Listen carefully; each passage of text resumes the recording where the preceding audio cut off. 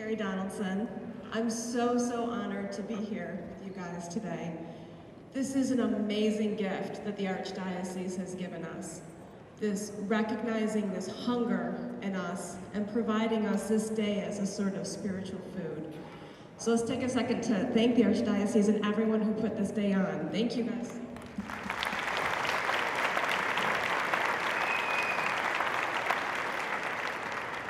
However, I have a bone to pick with someone. You know, it was bad enough following Damon and his amazing talk on the importance of our sexuality in the context of the family. That was hard enough. But then to have to follow Dr. Brandt, forget about it. But the meanest thing they did to me today was make me follow all these adorable kids who came up and sang. Who can compete with that? Nobody. I'm done. Drop mic. But I'll try my best, because I'm a professional. So, I'd like to start my talk off with a prayer. It's one of my favorite prayers. I say it every night with my kids, and I wasn't home with them last night to say it with them, so I'm a little homesick. So if you guys will indulge me, it's a very sweet, short prayer.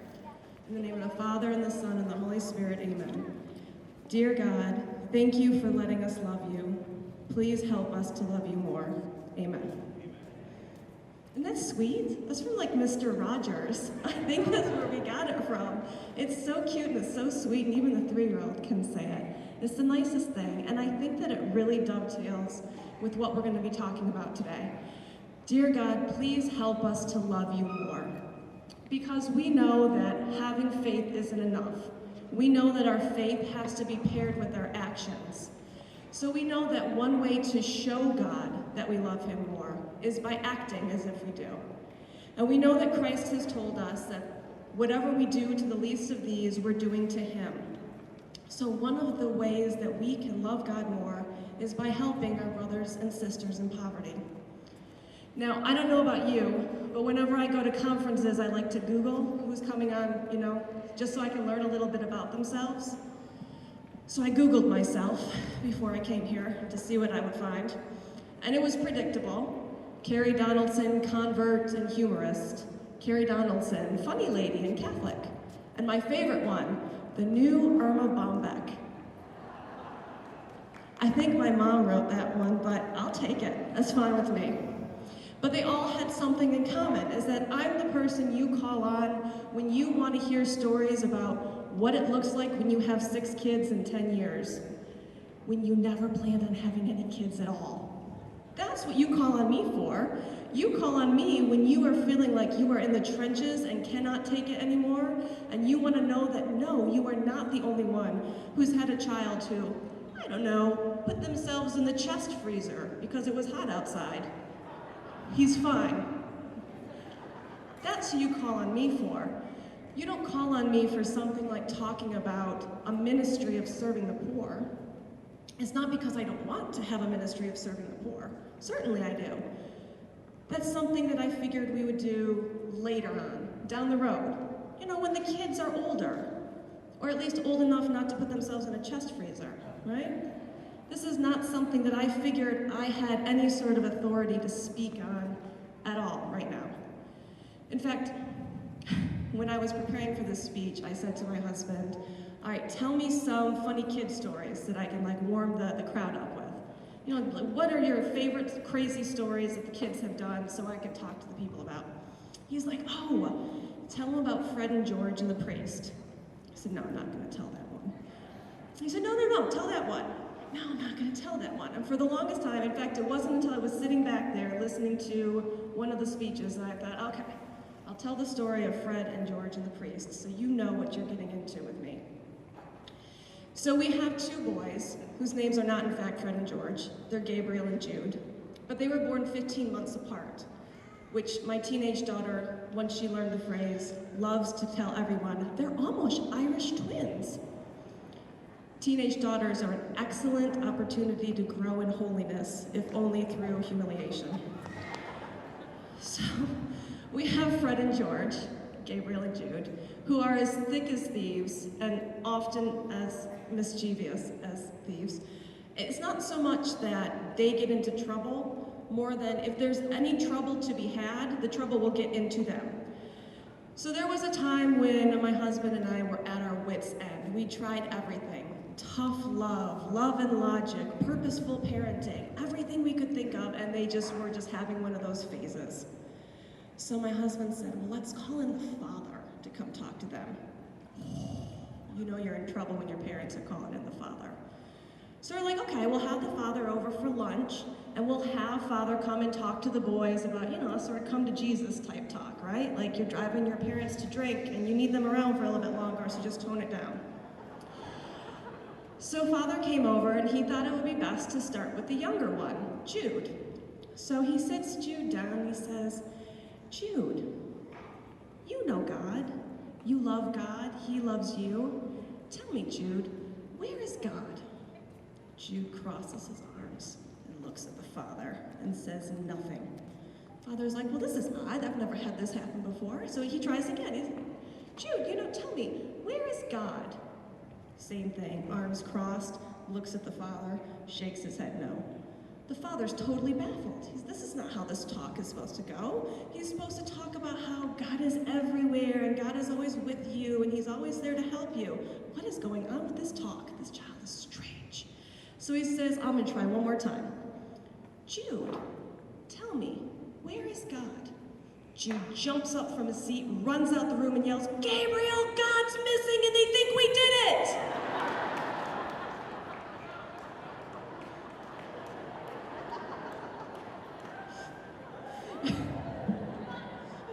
Okay, no, that never happened because we would never subject our priest to the boys. But we do have things like, no matter how high you put up the matches, the 5-year-old is going to find them, and he's going to set fire to the goat pen. So that's the sort of stuff we're dealing with. Clearly, we are not someone to be talking about helping the poor as the family of God.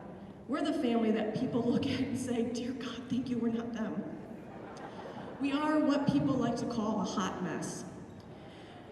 In fact, 10 years ago, we had just moved from Michigan to Mississippi. One of the reasons we did that was so I could stay home with our daughter. So we had this big move. We cut our income in half, and we weren't the best planners or budgeters. And not surprisingly, soon after, our family economy bottomed out. If every household has like a little mini Wall Street, we would have had a crash and burn. It was dire. We nearly foreclosed on our house. We had debt collectors calling like 20 times a day. We had the utility men coming to knock on the door, saying they were going to turn off power and water and whatnot. We did the mad scramble in the couches to find whatever we could find to just go, take this and keep our stuff on. I don't know if any of you have ever been in this position, but you would make the weekly trips to Walmart with all your cash that you had in one hand and the calculator in the other, and you would add things up as you went, and once that number came close to this, you were done, and whatever was in the cart was in the cart. We were in trouble. I kept this for a long time. I was very proud, and I felt that, somehow we deserved it because it was our choices that had got us here. And finally one day, my best friend put the pieces together, and she said, oh, Cari, why didn't you tell me? My best friend had 10 children at the time, and this was a woman who she understood the economy of thrift. She also knew what it meant to be hungry and to do everything you could to make sure your children did not go to bed that way.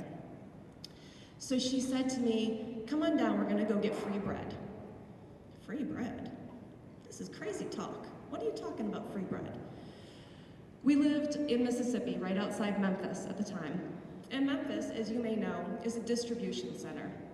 Lots of businesses have their manufacturing bases there and they ship things throughout the country via Memphis. And there were a number of bakeries that for any reason, it could have been a missed shipment or wires got crossed or who knows. But in any given week, there ended up being just massive amounts of baked goods that just sort of were sitting there. So there was a pastor from a local church who made connections and relationships with these different bakeries, and she organized so that the surplus, the stuff that didn't get shipped, whatever. She would collect it all, and once a week she would fill it in this trailer right outside Memphis, and anyone who needed to would come and take what they needed. This was free bread. So the first time I went, my friend Kim drove me. We sat in the parking lot, and when the doors opened, people just started coming out of the cracks. They just started coming out of everywhere. I could have swore that she and I were the only people in the parking lot at the time. But all of a sudden, this cross-section of Memphis life started coming out. Moms with children, elderly people, black people, white people, Puerto Ricans, Laotians, you name it. If they were in Memphis, there was some representative of that demographic in that parking lot, all looking for free bread.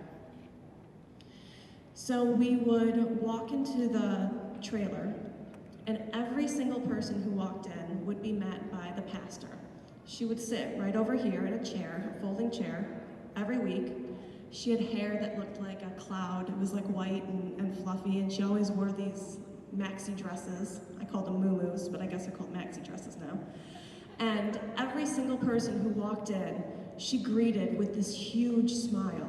And she looked them right in the eye and said, "Hi, come on in, take what you need." And immediately you went from feeling self-conscious and full of pride and confused and scared to being overwhelmed by the joy that she felt just being in your presence. It was amazing. So you would go in and this place would be filled from, ceiling to floor with everything. If it had yeast and gluten in there, it was there. Tortillas, bagels, rolls, loaves of bread, Danish, I could go on and on and on. It was there. So you would take what you need, and I was so grateful for this thing because that meant no matter what, we always had peanut butter and jelly, and none of the kids ever went to bed hungry. Around this time, another friend of mine, who did not know the financial situation we were in, she called me and she provided me with an opportunity. In Memphis, there is a Missionaries of Charity. Missionaries of Charity, as you know, is the order that Mother Teresa started, and there was a convent in Memphis. So there were the sisters, they lived in their convent, and attached to their property there was a house, and the sisters ran a homeless shelter for homeless ladies and their children.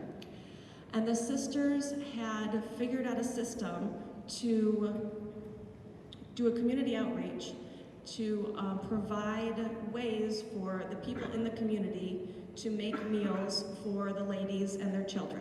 So this was this amazingly successful program. What you did was, if there was a space, and there very rarely was a space, you signed up, and on that day, it was your family's responsibility to make a meal, bring it down to the Missionaries of Charity, and then serve it to the ladies. The sisters were not doing any of this. The sisters had other things to do. They were involved with, teaching the ladies and the children there. It was the family's responsibility to provide the food and to serve the ladies. And to clean up afterwards. That was a big one too. They were very strict about that. So my friend called and asked if our family wanted to join her family in this service aspect. And I wanted to. Of course I wanted to. Who says no to Mother Teresa's nuns? Nobody. Nobody's smart anyway. But I thought, dear God, we don't have anything to offer. We're going down to get free bread. We're the poor. How are we going to, we have nothing to offer. And my friend said to me, great, I'm gonna make pulled pork. Why don't you bring the rolls? And we'll serve pulled pork sandwiches. I thought, rolls? I have rolls. I have rolls. And so I was able to offer from what little bit I had and offer it to someone else who had even less. And we went, and the experience was so amazing. We became greedy for it almost, and we made sure that every month we got to provide whatever little bit we could to this meal so we could go down and serve the ladies. And watching my children, it was an amazing thing, watching them move between the sisters and the ladies, and there was no change in how they treated anybody. Their joy was just as infectious as the pastor at the free bread place. They were just so joyful to be able to serve. I grew up in the Midwest, and I grew up middle class, and there was an unspoken understanding that we were us, and the poor was them, and we would help them, but we don't want to be them because there's this weird wall between us. I tell you, all it takes is to have the need to get free bread for a couple months to realize that wall is not a real thing. So, yeah, there it goes. Eventually we did get our act together. We got our finances in shape. And my husband, his job transfers us quite a bit. We were transferred once from Michigan to Mississippi. And then we were transferred from Mississippi to Connecticut. And then we moved within Connecticut. So in my children's short lives, some of them have moved, 3 times already? Now, if you've ever moved, you know how stressful moving is on the adults. You know, you've got to keep your house clean and pack all your stuff and have the showings and wonder if they're gonna accept your offer, and it's a terribly stressful thing. Well, watching it as my children were undergoing it, I realized that I know that at the end of this, I'm gonna have a house. You know, if we don't get an offer on this house, or if we don't get that other house that we want, we still have a house. But to children, once they start seeing their belongings packed up in a box and moved out, they don't understand this. There's not a real context that they can put that this is a temporary thing. To them, their house is gone. They're just sort of, slaves to whatever happens to them. It's even worse when one of them, several of our moves actually, the moving company came and took all of our stuff before we were ready to leave. So to watch little children walk around an empty house, they're just baffled. We had another incident where we moved from Mississippi to Connecticut, and we couldn't close on our house for a couple weeks, so we had to live in a hotel. The kids were even more baffled. They're like, this is a hotel. Hotels are supposed to be fun. This is not fun. You lied to us. So watching my poor kids undergo their version of homelessness light, I guess, made the question that was finally asked to me all the more poignant when they asked. One day we were driving around and we were at a stoplight, and we saw a man at the stoplight, and he had a sign, "Out of work, please help." And this was one of the first times that my children had ever asked about it. I don't know if it was the first time they actually ever saw a homeless person. I know, to my shame, I had reached the point where when I would see, homelessness, it just sort of slid off of my radar. I can't deal with that right now. I'll say a quick prayer for them, and I'm just going to drive on. But when you have a 5-year-old from the back seat of your van say, "Mommy, why is that man standing out in the rain? And I can read his sign, and it says he needs help. Why aren't we helping?" Well, that's a whole other story. So we talked to the kids about homelessness and about, different challenges that people on the streets face and different ways that people end up there. And the kids were, "Yeah, fine." All they heard was homeless. They said, we've been homeless too. We know how much that stinks. What can we do to help?" I'm like, "I don't know what you can do to help. You're like 9 on down. I say a prayer, that's what I do." And then we saw this video on YouTube for something called a $20 homeless kit. Have any of you guys seen this? This is amazing. There's this couple in the Northwest, and they have this ministry where for $20 they're able to put together backpacks that contain necessities that you would need if you have to live out on the streets. Has, like basic toiletries, like cup of soup, like dehydrated cup of soups and like the styrofoam containers, like granola bars, socks, scarves, mittens, just things to help with your immediate needs. And they were able to do this for $20 per pack. My kids saw this, and as soon as the video was done, they were gone. Like, it would have been a cartoon. You would have seen like little dust cloud shaped kids. They were all gone in different directions. I'm like, well, all right, watch a Katy Perry video, because they're gone. And then they all started coming back, and one came back and he had his backpack and he sets it on my desk. And another one came back and had like some crumpled dollar bills and set it on my desk. Another one had like a granola bar. I don't know why it was in their bedroom, that's against the rules, but brought it out, put it on my desk. And they were like, "We want to do this." said, you want to do what? Like, we're gonna make homeless backpacks. So the kids got together and they scraped up enough materials and funds that we were able to go to Goodwill and the dollar store. We put together like 4 of these homeless backpacks. And watching the kids do it, it was another profoundly humbling experience. That watching these kids working from their limited understanding of what it meant to them to be homeless, reaching out to people that they don't know, that it's only an abstract thing at this point in their mind, thinking, well, you know, we live in Connecticut, so they're gonna need a hat too, and they're gonna need socks because, you know, socks you can carry things, and you can use them for mittens, and you can change your socks in the street. Like, just being able to see this amazing level of walking in someone else's shoes was really quite humbling. So they put together these 4 homeless kids, and we had 2 in each car, 2 in my car, and 2 in my husband's car. And there was not a single trip, no matter how short that happened from that time until they were all given out, that my kids were not on the constant hunt looking for someone that they could help.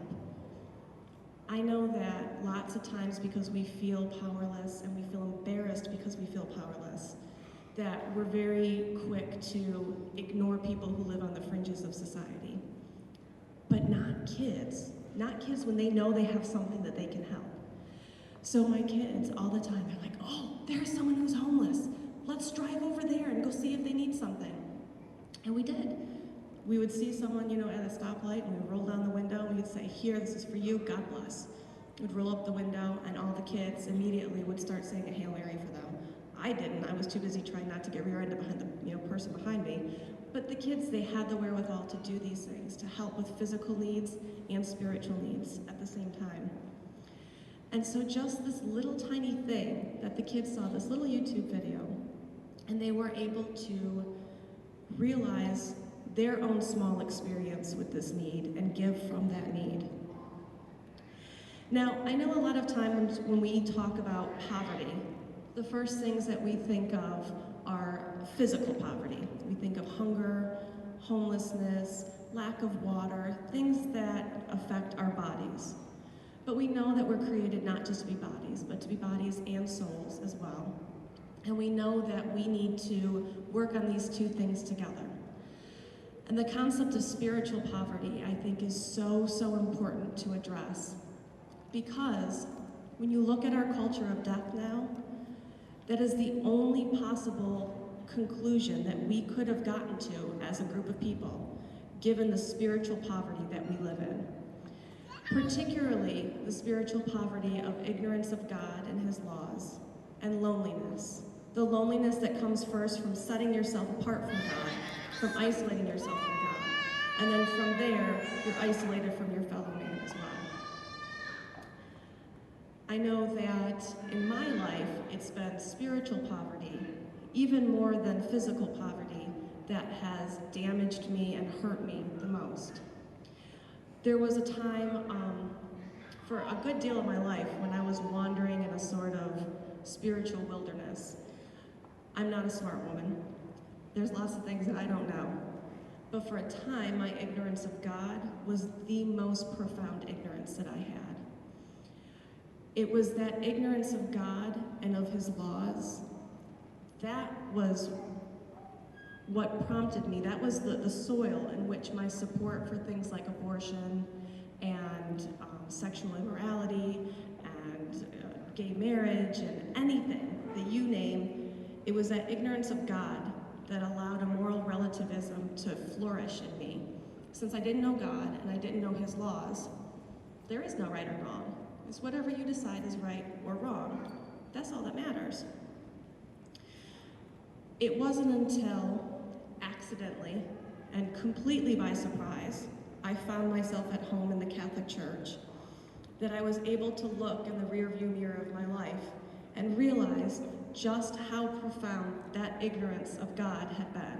Just how deeply that ignorance, that spiritual poverty of knowing my Creator and knowing His love for me, how much that affected all other aspects of my life.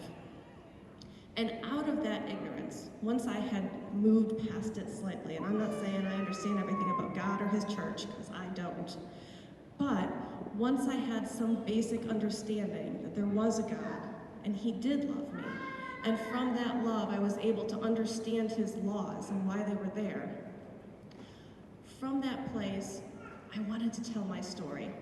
But not just my story. It wasn't my story. My story's not very interesting. It's the story of God's love for me, our love story. That's what I wanted to tell. So down in the basement of my house, I wrote a book called Pope Awesome and Other Stories, How I Found God, Had Kids, and Lived to Tell the Tale. And I talked about this story of God's love for me and how my ignorance of him was so profound that I didn't even see it. And that's the thing with spiritual poverty in our culture right now. The secular world and the religious world, we can't even talk about it because we can't find common ground. Even if we could find common ground, we're not even speaking the same language. The secular world would be hard-pressed to say something like, hunger's okay, or homelessness is really not that bad. They would be hard-pressed to say that.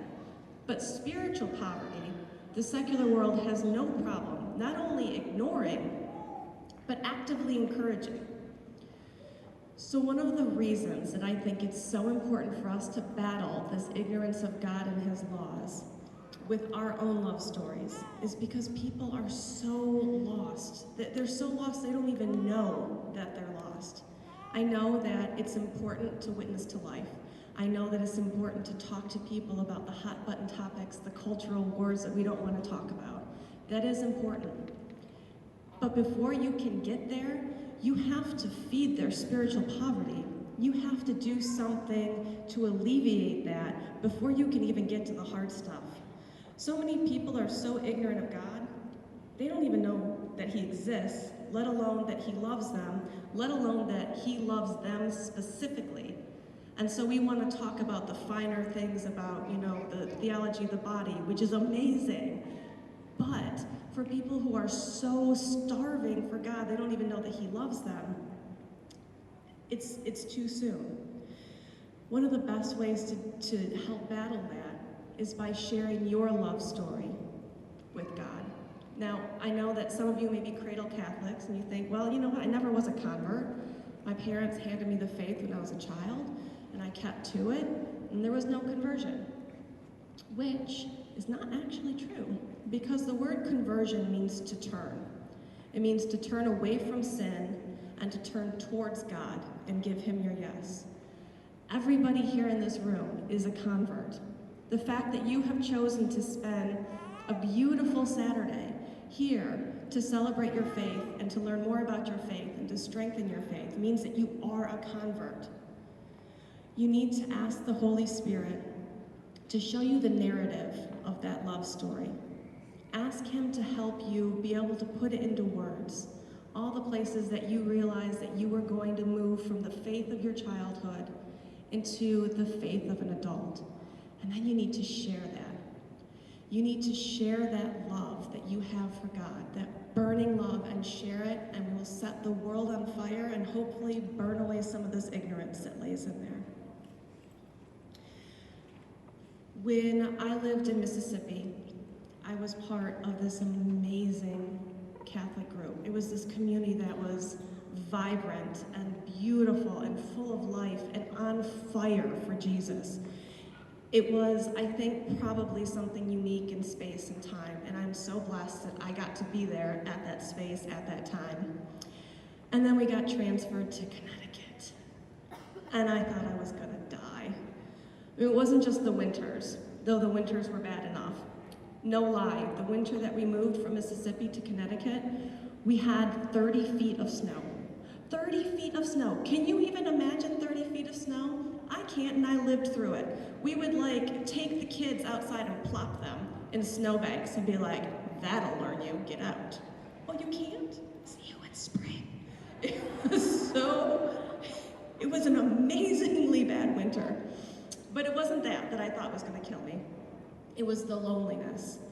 Although we left Mississippi, which doesn't seem like a particularly Catholic place, and we went to New England, which claims some 70% of the population identifies as Catholic, whatever that means. It was obvious that we were in mission territory. Part of it was my own perception of my new place. I was angry, I was bitter, and a lot of that anger and bitterness was reflected back at me. I understand that.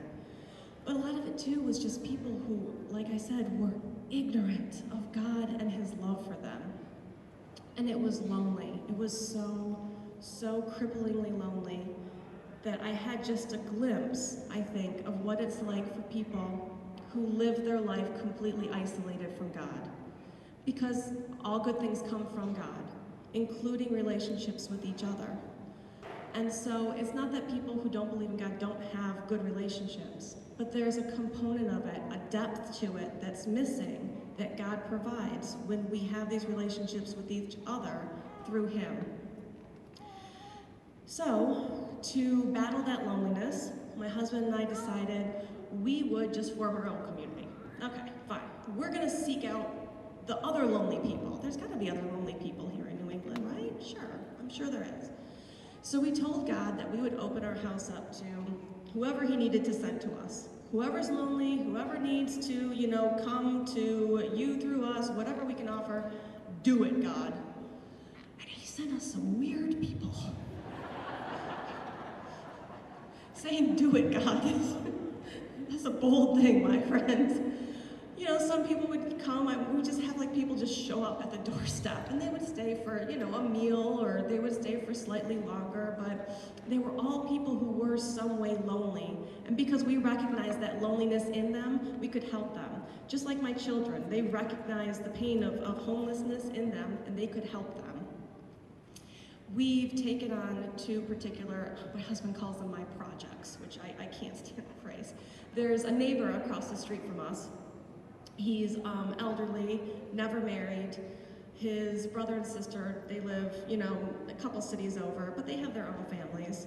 So we've taken to having him over for barbecues, for a beer. Come on over, we'll call him Bob. Come on over, Bob, we're, cooking something on the grill. And he'll come over and he'll stay, and he's very sweet. He's a little awkward. Sometimes he overstays his welcome. When it's time for Bob to go home, I say to him, Bob, we're gonna say a family rosary. Do you wanna come in with us? No, I'm going home. All right, Bob, see you later. So we have Bob over for, just to share some community. We understand loneliness. He's lonely. It's a perfect match. We have another friend. He lives a couple states over, not married, no children. His family lives on the other side of the country. So we'll have him over for bigger holidays, Thanksgiving. He'll come and stay for the weekend. It's good for him to be around our kids. And it's good for him to be able to find places to hide from our kids when they get a little bit too much. But it's also good to be able to have some place where his loneliness can be acknowledged and ministered to. Now, I know that it's easy to say, hey, having someone over for a beer and then chasing them off with a rosary is not going to cure loneliness. And that's true. They still have loneliness. Only God can cure that loneliness. But just like serving a meal to someone who's hungry, giving a homeless kit to someone who needs it is not going to solve that problem. It's still ministering to them. It's still being God's hands and feet in this world.